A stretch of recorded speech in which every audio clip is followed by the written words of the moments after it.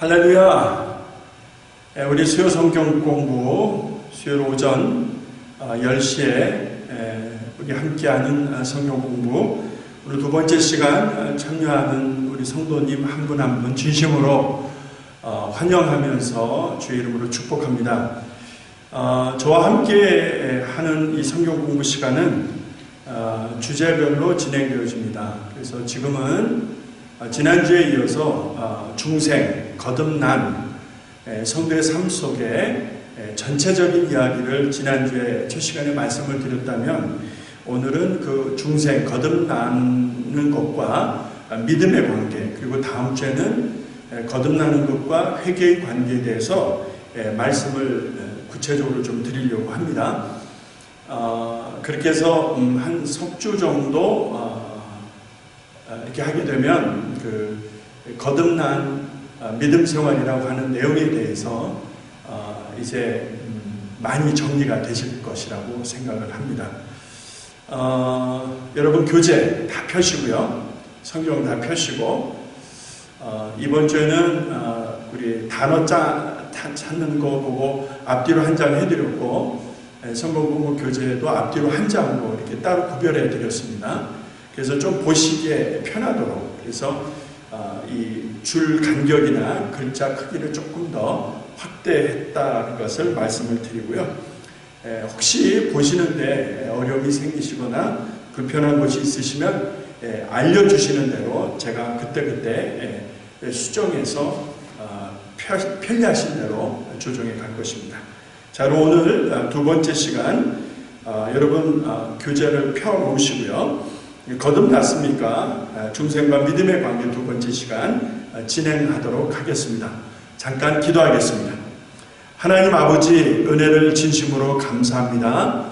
오늘도 하나님의 말씀을 사모하여 우리 귀한 성도들 한 자리에 불러 모아 주시고, 각자의 처소에서 참여하는 그 열심과 믿음을 보시고 하나님의 말씀의 깊은 은혜 자리로 나아가게 하시고, 꿀송이보다도 더 하나님의 말씀을 경험하게 하시고, 그 말씀을 통한 하나님의 신비한, 하나님의 신령한 은혜와 역사를 온몸으로 체험하는 우리 성도들 모두 되게 하여 주시옵소서.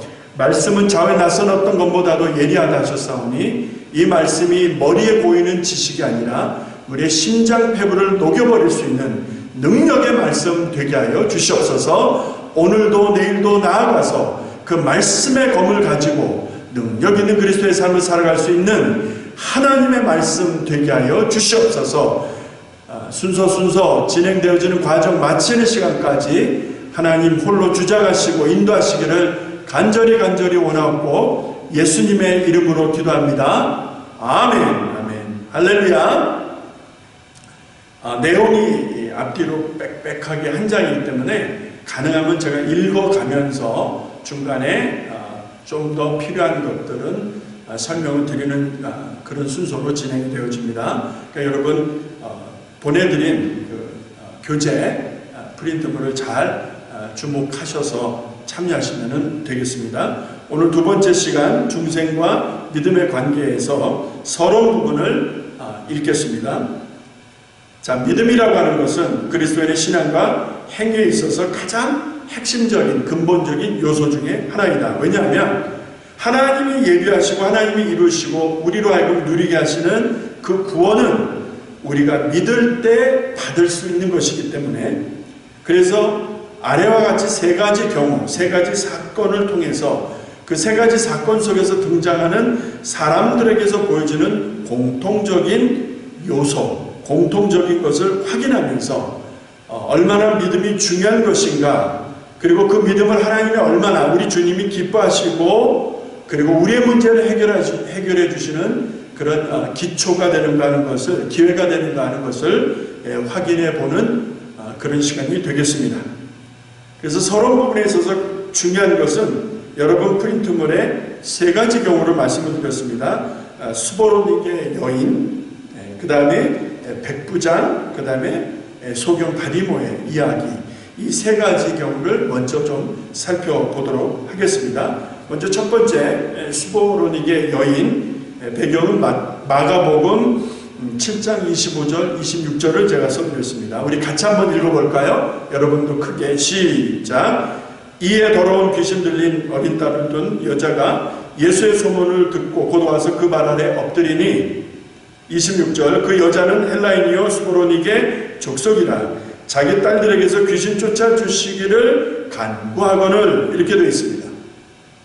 여러분 헬라인이라고 하면 이방 여인이죠. 우상 숭배를 하던 이방 여인, 헬라 여인, 수고로닉의 족속에 속한 이방 여인이 예수님께 나와서 보인 행동을 주목해 보시기 바랍니다. 그래서 마가복음 7장 25절 이렇게 펴놓으시고 이 말씀을 같이 주목해서 보기를 원합니다. 자, 이 여인이 왜 예수님을 찾아왔습니까? 환영받지 못할 자리인데 이방 여인이 그렇죠? 예수님을 옹이하고 따르는 그 제자들과 많은 사람들을 생각하면 그곳에 나와서 환영받지 못할 터인데 그녀가 나온 이유가 무엇입니까? 귀신 들린 딸 때문에 나왔다는 것입니다. 근데 더욱 놀라운 것은 그녀가 입에 담고 있는 고백입니다. 다윗의 자손 예수여, 다윗의 자손이여, 나를 불쌍히 여기시옵소서. 내 딸이 참 고통을 당하는데, 귀신 들려 고통을 당하는데 내 딸을 불쌍히 여겨달라고 하는 간절한 고백을 하게 되어집니다. 자, 이때 주님이 반응을 하시는 것을 눈여겨볼 필요가 있겠죠. 주님이 뭐라 말씀하십니까? 자녀로 먼저 배불리 먹게 할지니 자녀의 떡을 취하여 개들에게 던짐이 마땅치 아니하다. 여러분 이 말을 잘 이렇게 살펴보면 이 여인을 개만도 못난 개하고 비교할 수도 없는 그런 천한 자로 여기는 듯한 상황입니다. 그죠? 자, 내가 와서 자녀에게 유익함을 이루기 위해서 왔는데 그 자녀에게 유익하려고 하는 것을 어떻게 개들에게 유익하게 하겠느냐? 자녀에게 떡을 주는 것이 마땅하지 개들에게 주는 것이 마땅하겠느냐? 그러니까 이 여인을 개와 같은 개보다도 못난 인생으로 예수님이 말씀하시는 것처럼 보입니다. 정말 포기하고 낙심하고 예수님께 항의하고 화를 내고 그 자리를 떠나가 버릴 수밖에 없는 그런 상황이죠. 그러나 놀라운 것은 그 여인이 포기하지 않습니다. 그 참 참담한 모욕적인 순간을 경험하면서도 이 여인이 고백하기를 주여 올소이다마는 상 아래 개들도 아이들의 먹던 부스러기를 먹지 않습니까? 상 아래 떨어지는 그 부스러기, 그걸 개들이 먹는다라고 하는 이 표현 속에서 예수님이 이때 말씀을 하십니다. 29절에 보면, 마가복음 7장 29절에 보면 예수님이 이렇게 말씀을 하십니다. 이 말을 하였으니, 그러니까 개들도 주인의 상에서 떨어지는 것을 먹습니다. 이 말을 들으신 예수님이 이 말을 하였으니 돌아가라, 귀신이 내 딸에서 나갔느니라 라고 말씀하셨습니다. 자, 주님이 이 딸을 회복시켜 주신 거예요. 이 여인의 딸을 회복시켜 주신 거예요. 말씀만 하셨는데 딸에게서 귀신이 나가버린 거예요. 자, 예수님이 무엇 때문에 이 일을 하신 것입니까? 예수님의 말씀 속에 29절에 내가 이 말을 하였으니, 이 말은 개들도 상에서, 주인의 상에서 떨어지는 부스러기를 먹습니다 라고 하는 이 말을 하였으니 내 딸에게서 귀신이 나갔다. 그 여인의 요구를 들어주시고 그 딸을 고쳐주셨다는 것이죠.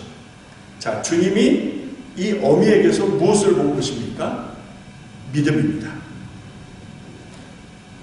믿음. 예수님이 말씀하시고 예수님이 원하시면 귀신 들린 내 딸이 낫는다라는 믿음이었습니다.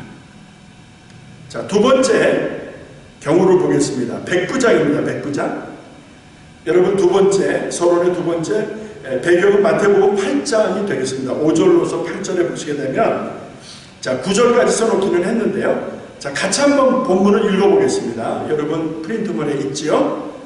교재 5절부터 시작. 예수께서 가버나움에 들어가시니 한 백부장이 나와 간구하여 가로되 주여 내 하인이 중풍병으로 집에 누워 몹시 괴로워하나이다. 가라사대 내가 가서 고쳐주리라. 백부장이 대답하여 가로되 주여 내 집에 들어오심을 나는 감당치 못하겠사오니 9절에 다만 말씀으로만 하옵소서. 그러면 내 하인이 낫겠습니다. 여러분 이게 무슨 말이지요? 좀 어떤 사건이죠?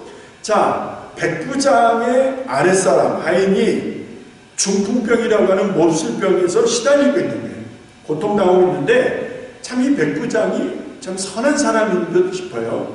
자, 그런 아랫사람의 어려움을 가지고 예수를 찾은 것이죠. 자, 이 백부장이 보여주는 행동을 보세요. 내 하인이 몹시 괴롭습니다. 도와주십시오. 고쳐주십시오. 예수님이 뭐라 말씀하십니까? 내가 고쳐주리라. 7절에.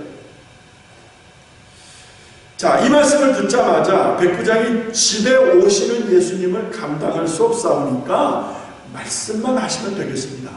이렇게 하죠.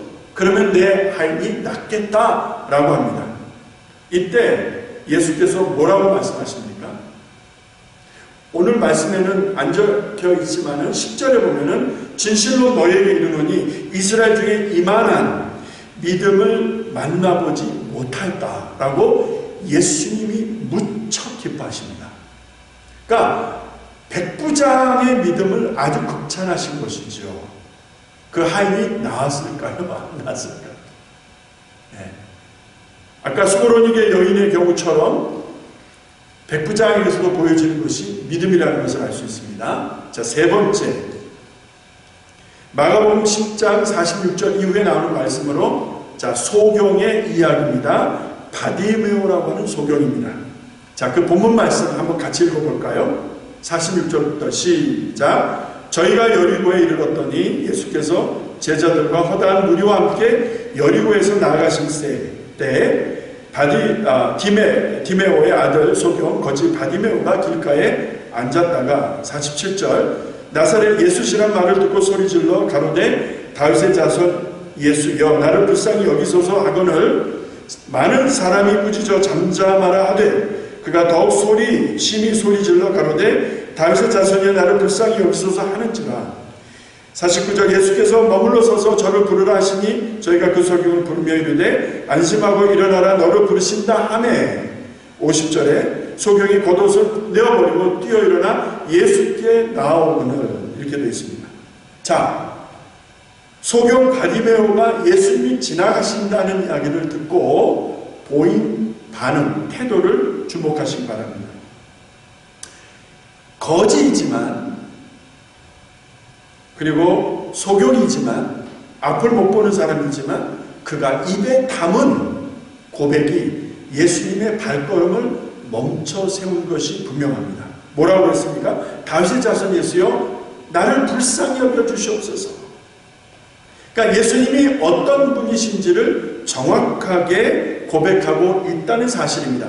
예수님 주변에 많은 사람들이 옹이하고 예수님을 따랐지만 예수님이 어떤 분인지를 몰랐다는 사실을 우리가 생각하면 비록 거지요 소경이었지만 이 바디메오가 외친 그 한마디가 예수님의 마음을 잡은 것입니다.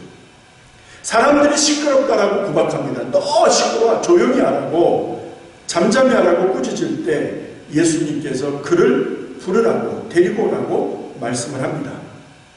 사람들이 그 사람에게 그 거지 소경 바디메오에게 예수님이 부르신다 오라고 전할 때에 이 바디메오가 보인 행동을 보시기 바랍니다. 겉옷을 내어버립니다. 여러분 유대 땅에 이 겉옷이라고 하는 것은 단순히 옷이 아닙니다. 거지라고 한다면 길거리 거린이라고 한다면 이 겉옷은요 삶입니다. 삶, 집입니다. 없어서는 안 될 것입니다. 그런데 그 중요한 것을 내어버리고 뛰어 일어나서 예수께로 달려간다 라고 하는 이 분위기, 이 소경 바디메오의 그 어떤 그 뜨거운 모습을 느껴보시기 바랍니다. 이때 예수님께서 저에게 말씀을 하십니다. 내가 무엇하여 주기를 원하느냐? 그때에 그가 내가 보기를 원합니다. 내가 보고 싶습니다. 두 눈을 뜨고 싶습니다. 하지 않았겠습니까? 예수께서 그에게 말씀하시기를 내 믿음이 너를 구원하였다라고 선포하시는 거예요. 들으세요. 예수님이 뭐라고 선포하십니까? 거지 소경 바디메오에게 내 믿음이 너를 구원하였다. 그러니까 소경 바디메오가 믿음이 있다 없다? 있다는 것이죠. 어떤 믿음? 예수가 어떤 분인지를 정확히 꿰뚫었던 믿음. 바로 그 믿음. 그래서 여러분 도표를 하나 제가 그려드렸죠. 세 가지 사건의 스모로니게 여인, 가나안 여인입니다. 백부장 소경, 그 세 사람의 모습, 행동, 그들이 입에 담았던 고백, 이렇게 두 가지를 다 비교했습니다. 그런데 중요한 건 밑에 공통점을 보시기 바랍니다. 자, 공통점을 보시게 되면은 이 세 사람의 경우 공통점이 있어요. 행동이 적극적이었다는 것입니다. 그러죠? 예. 그리고 그들의 입의 고백이 아주 예수님 앞에 예수님이 기뻐하실 올바른 고백이었다는 거예요. 여인도 백부장도 소경도 말씀만 하시옵소서 그러면 내 아이는 낫겠습니다. 개들도 상에서 떨어지는 구슬기를 먹지 않습니까? 다윗의 자손 예수여 나를 불쌍히 여기소서. 이 세 사람의 고백이 일관성이 있습니다. 예수님이 어떤 분인지를 정확하게 꿰뚫고 있었다는 것입니다. 자, 이들의 적극적인 행동과 이들의 입의 올바른 고백이 무엇이었습니까? 예수님께 대한 믿음이었다는 것입니다. 한마디로 이 여인이 예수님 앞에 믿음을 가진 자였고 백부장이 예수님 앞에서 믿음을 가진 자였고 비록 거지였지만 소경이었지만 이 바디메오가 예수님 앞에서 믿음을 가진 자였다는 것입니다. 자, 이들의 결과가 어찌 되었습니까? 딸이 치유되었습니다. 하인이 나았습니다. 소경이 눈을 떴습니다. 내 믿음이 너를 구원했다. 여러분 우리에게 이런 믿음이 있습니까? 여러분에게 이런 믿음이 있으세요? 교회 몇 년 다니셨습니까? 성경을 몇 번 읽으셨습니까? 여러분의 직분이 무엇입니까? 여러분 중요한 것은 이런 믿음이 내게 있느냐 이게 중요한 거예요. 나의 직분과 상관없이 나의 어떤 교회 생활의 연륜과 상관없이 내가 얼마나 많은 수고와 공로가 있느냐 하고는 상관없이 정말 내 안에 내게 주님을 향한 이런 믿음이 있느냐 이것이 중요하다는 것입니다. 이제 본론으로 들어갑니다. 여러분 본론을 보시게 되면 믿음은 전적인 신뢰이다. 그래서 이런 믿음이 있으면 주님께 대한 전적인 신뢰가 있으면 성경이 하나님의 말씀이신 것을 의심하지 않습니다. 그래서 믿음이 있는 사람들이 성경을 읽는 거예요. 누가 성경을 읽는지 아십니까? 누가 성경을 읽고 그 말씀대로 순종하며 실천하는지 아십니까? 믿음 있는 사람들이 성경을 읽고 성경을 순종하고 실천하는 거예요. 믿음이 없으면 성경을 읽지 않습니다. 하나님의 성경이 하나님의 말씀인 것과 그리고 예수님이 우리의 그리스도 구세주라는 사실을 믿는 마음의 고백이고 행동의 지침이다. 무엇이 믿음이? 그래서 하나님을 기쁘시게 하는 믿음, 하나님이 이루신 구원에 동참하는 믿음은 그러니까 전인격적인, 그러니까 부분적인 것이 아니라 나의 전체와 상관된, 내 삶 전체와 연관된 그런 믿음이다. 그러니까 부분적인 믿음이라고 하는 것은 어느 지역에 있을 때, 어느 공간에 있을 때만 잘 믿는 게 아니고 어디서나 언제나 어디에서나 누구를 만나든 어디에 있든 언제나 어디서나 항상 한결같은 총체적인 전인격적인 믿음이라고 말씀드릴 수 있겠습니다. 자, 이 믿음이 왜 중요한지 아세요? 히브리서 11장 6절에 보니까 이 믿음이 없다면 하나님을 기쁘시게 할 수 없다고 했어요. 이 말은 바꿔서 얘기하자면 이런 믿음이 없으면 하나님과 정상적인 교제가 어렵다는 것이죠. 하나님과의 교제가 어렵다는 거예요. 하나님과의 교제가 어렵다는 말은 마치 포도나무와 가지의 관계, 양과 목자의 관계를 생각하시면 되겠습니다. 양은 목자의 음성을 듣고 목자는 양의 이름을 부릅니다. 그래서 목자의 음성을 듣고 양이 따르고 목자가 양의 이름을 부르는 이 관계는 생명적 관계예요. 이 관계가 깨어지면 양은 죽습니다.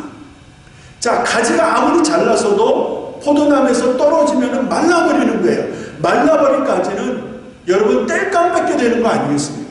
예? 땔감 받게 되지 않잖아요. 믿음이 없다면 하나님과의 관계가 유지될 수가 없습니다. 하나님과 관계를 이어갈 수가 없습니다. 그러면 마치 포도나무에서 떨어진 가지처럼 목자가 잃어버린 양처럼 여러분 그 삶은 파괴되고 말 것이라는 것이죠. 그래서 그만큼 믿음이 중요하다. 믿음이 있다는 것은 주님과의 관계가 온전하다. 마치 포도나무의 가지가 붙어있는 상태, 마치 양이 목자의 음성을 따르고 목자의 음성을 듣고 그 목자를 따라가는 상태로 말씀드릴 수 있겠습니다. 교제가 불가능한 그런 모습을 여러분 한번 상상해 보시기 바랍니다. 부부가 교제가 없다면, 부모 자식 간의 교제가 없다면, 성도 간의 교제가 없다면 그 관계는 죽습니다. 그 관계는 오래갈 수가 없다는 것 아니겠습니까? 자, 이 믿음이 하나님이 이루신 구원, 하나님이 우리에게 선물로 주시는 구원을 누리게 하는 필수 조건이라는 거예요.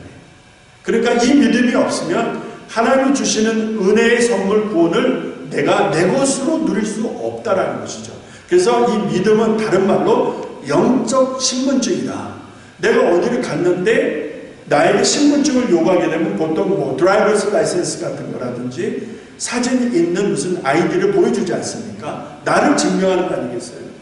여러분, 믿음이라고 하는 것은 내가 하나님의 자녀라는 것을 보여주는, 드러내는 증거입니다. 증거. 아이덴티티, 아이덴티피케이션. 나를 증명해줄 증거물로 이해하시면 정확할 것입니다.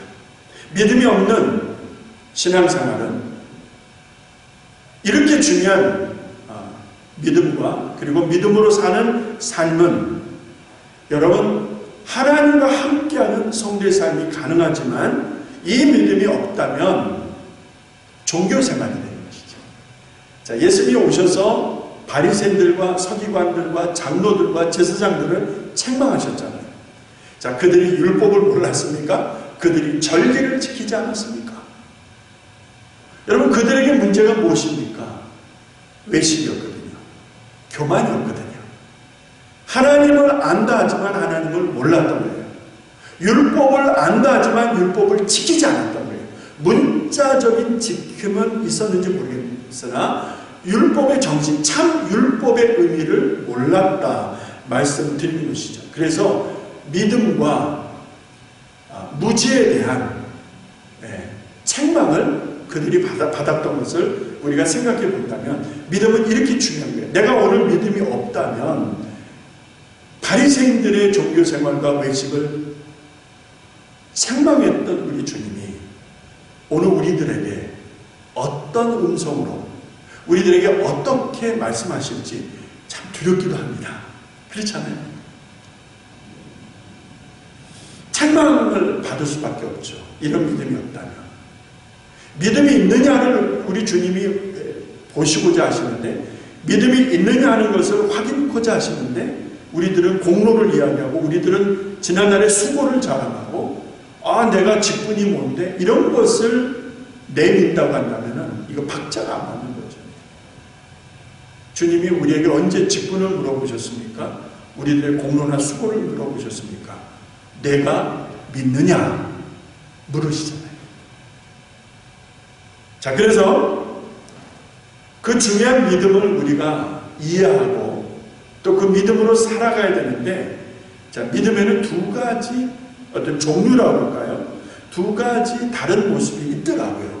그 첫 번째가 지식적인 믿음이고 그 두 번째가 체험적인 믿음이라고 크게 두 가지로 이렇게 구분을 해봅니다. 전자의 경우는 알아요. 예수님에 대해서 알고, 성경에 대해서 알고, 교회에 대해서 알고, 헌법에 대해서 알고, 뭐 교회 여러 가지 내용에 대해서, 구체적인 사역에 대해서 알아요. 다 알아요. 성경도 알아요. 예수님에 대해서 알아요. 인정을 해요. 그런데 자기 지식과 자기 판단에 따른 이해를 갖습니다. 이게 지식적 믿음이에요. 그러니까 자기가 경험하고 자기가 아는 범주 내에서 예수님을 바라보고 교회를 이해한다. 성경에 대해서 아니면 교회 모든 어떤 영역에 대해서 자기가 이해하는, 자기가 경험하고 자기가 판단하는 것을 기준해서 인정하고 판단하는 이런 지식적인 믿음을 가진 사람들이 참 많습니다. 내 믿음이 이런 믿음이 아닌가. 성경을 모르는 거 아니에요. 기도시키면 기도 잘해요. 성경을 이야기하면 성경에 대해서 줄줄줄줄 얘기 참 잘해요. 자, 그런데 그런 아는 것과 진정으로 믿는 것과는 참 다른 것 같습니다. 그래서 두 번째, 전자의 그 지식적인 믿음과는 달리 후자, 두 번째는 체험적인 믿음입니다. 그러니까 마음으로 믿는 거예요. 주님을 믿고 성경을 믿고 성경이 하나님의 말씀인 것을 믿고 그래서 주야로 묵상하고 그 가운데 기록한 것을 지켜 행하려고 하는 그 믿음, 주님과의 생명적인 관계, 마치 포도나무와 가지, 목자와 양의 관계처럼 주님과의 관계를 건강하게 지키기 위하여 몸부림치는 그런 어떤 행동적인 체험적인 믿음. 그래서 늘 입으로 시인하고 깨닫고 믿음 안에서 행위와 삶을 통해서 믿음을 지켜가기 위해서 삶 속에서 늘 주님을 경험하며 체험하는 믿음이 있다는 것이죠. 전자와 두 번째 후자는 달라도 너무 다르다는 것이죠.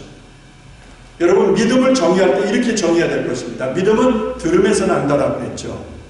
그 들음은 무엇입니까? 박 목사의 말입니까? No. 누구의 말입니까? 도널드 트럼프의 말입니까? No. 자, 믿음은 들음에서 나는데 그 들음은 무엇이냐? 하나님의 말씀이라고 했어요. 그러니까 하나님의 말씀을 들어야, 하나님의 말씀을 먹어야, 하나님의 말씀이 내 안에 담겨져야. 지난 주일날 말씀을 드렸잖아요. 30배, 60배, 100배 결실을 얻으려면 좋은 땅이라 해야 된다고 했잖아요. 그렇죠? 좋은 땅은 어떤 씨앗이 떨어져도 결실을 맺습니다. 우리의 믿음이 정말 그런 믿음인가? 그렇죠? 네, 결실하는 믿음, 체험적인 믿음, 날마다 주님을 경험하고 인정하는 믿음인가? 전자와 후자는 이렇게 차이가 있습니다. 하나님의 말씀을 듣고 먹을 때, 하나님의 말씀을 듣고 먹는다는 것은 지켜 행하는 것과 다르지 않습니다. 그럴 때 그 믿음이 날마다 주님을 경험하며 주님의 은혜와 역사 안에서 세워져 가고 성장해 가는 생명적 관계라는 것을 알 수가 있죠. 그래서 사람이 마음으로 믿는 것이 중요하고 입으로 시인하는 게 참 중요해요. 그래서 마음에 믿는 것과 입으로 시인하는 것이 둘이 아니라 하나라는 걸 알 수 있어요. 그래서 마음으로 믿고 입으로 시인하는 것이 중요한데, 그래서 구원에 이른다라는 로마서 10장 10절의 말씀을 확인해 볼 수 있어요. 그래서 내 마음에 무엇을 가지고 있느냐, 그리고 그것이 입으로 어떻게 열매를 맺느냐, 그리고 삶 속에서 어떤 삶을 내가 살아가고 있느냐, 이 문제는 세 가지가 아니라 하나다라는 것이죠. 마음에, 입에, 삶의 모든 영역이 따로따로 세 가지가 아니라 하나다라는 것을 알 수 있어요. 그래서 마음으로 믿을 때 입으로 시인하고 입으로 시인하는 믿음으로 사는 성도들은 삶 속에서 주님을 늘 체험하는, 주님과 동행하는 믿음으로 산다라는 것을 우리가 확인할 수 있습니다. 자, 그러면 이제 거의 끝부분으로 갑니다. 본론의 이제 마지막 부분에 보시게 되면, 이렇듯 믿음의 기초는 말씀이어야 하는 것이죠. 말씀일 수밖에 없다는 것이죠. 그래서 내가 구원을 받는 믿음은, 내가 하나님이 예비하신 구원을 내가 누릴 수 있는 믿음은 말씀에 기초한다. 그래서 하나님의 말씀에 무지하면 우리가 믿음으로 세워질 수 없고, 믿음이 없다면 하나님이 예비하신 은혜를, 하나님이 주시려고 하는 은혜를 누릴 수 없다라는 것이죠. 그래서 금송아지를 만드는 거예요. 그래서 팥죽 한 그릇에 인격도 신앙도 다 팔아버리는 거예요. 내가 가진 믿음이 말씀의 기초 위에 세워지는가, 세워져 가고 있는가를 점검해야 하는 이유가 바로 여기 있습니다. 자, 그렇게 말씀의 기초가 된 믿음으로 세워져 갈 때에 하나님이 주시는 약속이 4가지 있습니다. 이 얼마나 감사한지 모르겠어요. 그 첫 번째가 칭의, 두 번째가 보호, 그리고 세 번째가 안식, 그 다음에 네 번째가 인정. 여러분 첫 번째 보시게 되면 칭의라고 되어 있습니다. 자, 로마서 5장 1절 같이 읽어볼까요? 프린트문에 있죠? 교재. 시작. 그러므로 우리가 믿음으로 말미암아 의롭다 하심을 얻었은즉, 보세요. 의롭다는 것을 얻었다라는 것이죠. 내가 의로운 게 아니라 누군가 나를 의롭다고 해주는 것이죠. 그래서 내 입장에서는 얻은 거예요. 내가 스스로 만들어낸 게 아니라 썸바디가 나한테 의롭다라고 인정해 준 거예요. 이것을 칭의라고 하죠. 그래서 칭의라고 하는 칭자는 일컫다, 일컫는다. 그 다음에 의는 옳을 의. 그래서 칭의라고 하는 것은 옳다고 인정해 주는 것, 옳다고 말해 주는 것을 칭의라고 하는 것이죠. 자, 이 칭의라고 하는 것에 대해서 잠깐 한 2가지 설명을 드리고 넘어가도록 하겠습니다. 이 칭의는, 그러니까 여러분과 제가 의롭다라고 인정받을 수 있는 이 칭의는 예수 그리스도의 완전한 의, 그러니까 예수님이 이루신 그 완전한 의에 근거하는 것입니다. 그러니까 나의 공로, 나의 수고, 나의 자랑 드러내지 말라는 것이죠. 하나님의 의, 예수 그리스도의 의로 말미암아 내가 의롭다라는 것이죠. 내가 의롭다라고 인정받게 된 것이죠. 원래 죄인이었잖아요. 모든 사람이 죄를 범하였음에 하나님의 영광에 이르지 못하더니 내가 아직 죄인 되었을 때에 예수 그리스도에서 십자가에서 죽으심으로 하나님께서 우리에게 대한 자기사랑을 확증하셨느니라. 로마서 5장 8절. 우리가 죄인이라고 성경은 분명히 지적하잖아요. 그런 죄인을 아니 이제는 죄인이 아니야, 의로운 자야 라고 하나님이 우리를 그렇게 칭의, 일컬어 주신다라는 것이죠. 네. 이 의롭다라고 하는 것은 죄 사함을 선언해 주시는 거예요. 이게 중요합니다. 자, 우리를 의롭다라고 하시는 것은 이제 죄가 없어 라고 하시는 말이에요. You are not guilty. You are not guilty. 법정에서 판사가 다 듣고 판결을 할 때 Now you are free to go. You are not guilty 라고 하는 것과 같은 것이죠. 칭의라고 하는 것은 내가 죄가 없다, 없어서 없는 게 아니라 사실은 하나님 죄 없다라고 해주시는 것이죠. 할렐루야. 예. 그래서 이 칭의를 받는 사람들은 그 신분에 대해서 인정받는 거예요. 하나님이 나를 죄 없다라고 칭의해 주시는 것은 내가 누구이냐라는 것을 드러내 주시는 거예요. 그러니까 칭의는 신분과 관계 있는 거예요. 하나님이 나를 칭의, 의롭다 해주실 때는 내가 누구입니까? 하나님의 자녀다라는 것을 드러내신다라는 거예요. 그래서 칭의는 신분과 관계가 있는 것입니다.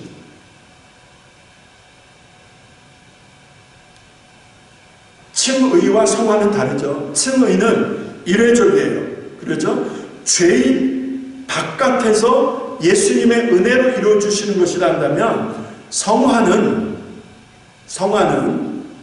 거룩해져가는 과정은 예수 믿고 나서 하나님의 자녀가 되고 나서 내 안에서 계속 이뤄져 발생하는 영적인 성장 변화를 말하는 것이죠. 그래서 칭의는 한 번으로 끝나는 것이지만 성화되어져 간다는 것은 점진적으로 반복해서 일어나는 것이 되는 것입니다. 칭의는 하나님이 우리에게 전적인 은혜로 주신 거예요. 이것이 믿음을 가질 때 누릴 수 있는 것이라는 거예요. 이렇게 믿음이 중요한 거예요. 믿음을 가지면, 믿음을 가졌다라는 말은 하나님이 나를 칭의, 하나님의 자녀를 인정해 주시는 거예요. 두 번째, 보호. 베드로전서 1장 5절에 같이 있습니다. 믿음으로 말미암아 하나님의 능력으로 보호하심을 입었다라고 되어 있잖아요. 하나님의 능력으로 보호하심. 그러니까 하나님이 나의 보호자라는 거예요.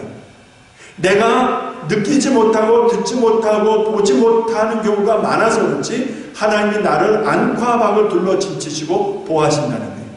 문설주에 양의 피를 발라놓은 집들은 죽음의 사자가 다 지나가잖아요. 그렇죠?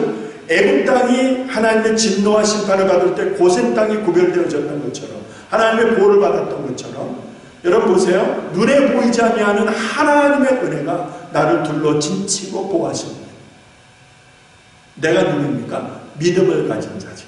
믿음을 가질 때 하나님이 이렇게 보호하신다. 여러분 이 보호가 있어야지 살 수 있어요. 그렇지 않습니까? 세 번째 안식입니다. 히브리서 4장 3절 이는 믿는 우리들은 저 안식으로 들어가는 거다. 자, 예수 그리스도를 믿는 사람들에게 보장되어진 세 번째 은혜는 보니까 안식이에요. rest.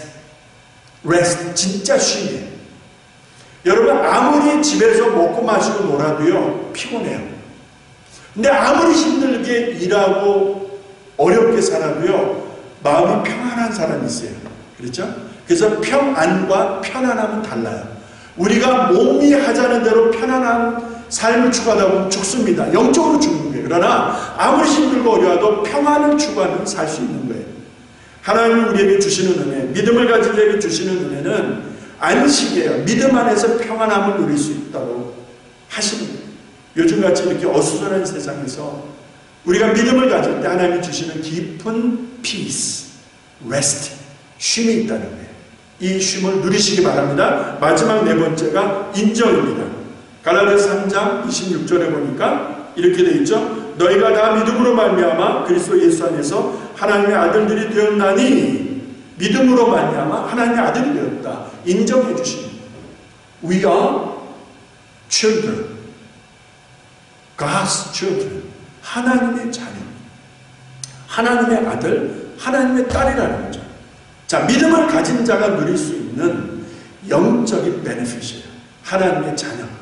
더 이상 세상에 속한 자가 아니라 더 이상 애국이 아니라 이제는 하나님의 인도하심을 따라 본향을 향하여 나아가는 십자가 용병, 하나님의 자녀, 하나님의 백성이라는 것입니다. 이것이 믿음을 가질 때에 누릴 수 있는 하나님이 약속하신 네 가지 특별한 은혜라 믿습니다. 할렐루야! 네. 이제 결론 같이 읽도록 하겠습니다. 이제 한 2분 정도 더 하면 40분이 되는데 결론 천천히 한번 같이 읽어보도록 하겠습니다. 시작! 할 수 있거든이 무슨 말이냐? 믿는 자에게는 능치 못할 일이 없느니라는 말씀대로 믿음에는 불가능이 있을 수 없다. 그러므로 지금처럼 어려운 때, 이 코비드-19, 코로나 바이러스처럼 이렇게 어려울 때는 산을 보고서 어려움을 보고서 염려하거나 포기하지 말고 그 산과 같은 장애물, 어려움을 보고서 오히려 바다에 던지우라고 명할 수 있는 영적인 담대함이 필요한 때이다. 이것이 믿음을 가질 때 가능하다는 것이죠. 포기하지 않는 믿음, 절망하지 않는 믿음은 반드시 역사하기 때문입니다. 반드시 역사합니다. 예를 들어 볼까요? 절망의 홍해가 갈라졌고 견고하다고 자랑했던 성 여리고가 무너졌고 기고만장했던 거인 장수 골리앗이 소년 다윗이 던진 물맷돌 하나에 쓰러지고 말지 않습니까? 네?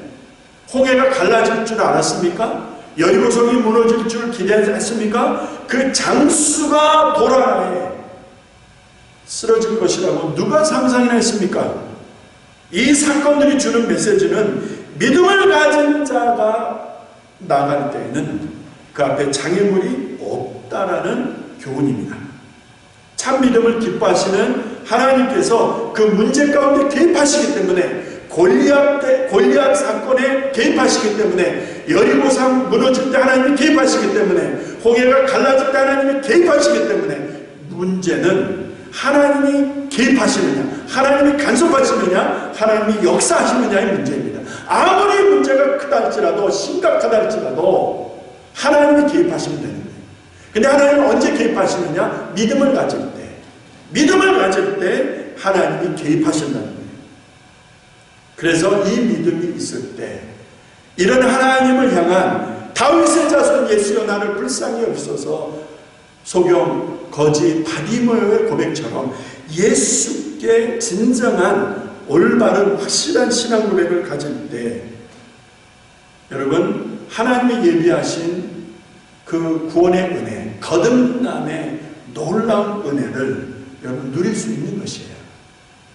그래서 믿음과 거듭남, 중생은 둘이 아닙니다. 하나라는 것입니다. 마지막 질문, 오늘 여러분과 저에게 이러한 믿음이 있습니까? 이 믿음이 없다면, 이런 믿음을 모른다면 하나님의 자녀라 말할 수 없습니다. 어떤 직분, 어떤 공로가 있다 할지라도 인정할 수 없습니다. 이런 믿음이 없다면 하나님의 은혜와 역사를 알 수가 없습니다. 이러한 믿음으로 세워져가는 여러분과 제가, 우리가 모두가 되어서 오늘도 변함없이 역사하시고 우리 앞에 있는 홍해를 가르시고 우리 앞에 있을 수 있는 어떤 장애물도 해결하실 수 있는 우리 하나님의 은혜 안에서 승리하시는 여러분과 제가 될 수 있기를 주님의 이름으로 축복하며 축원합니다. 할렐루야!